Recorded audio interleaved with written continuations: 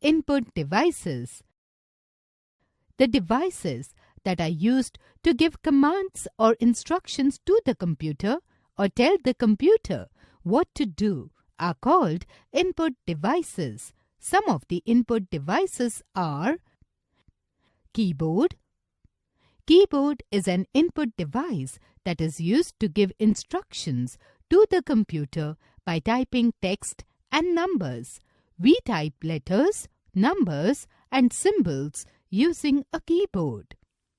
Mouse. Mouse is an input device that sends instructions to the computer with the click of a button.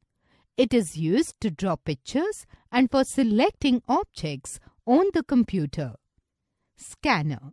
Scanner is an input device that is used to send document or images from the paper to the computer. It works like a photocopier machine. Microphone. Microphone is an input device which is used to record voice, music, and sounds.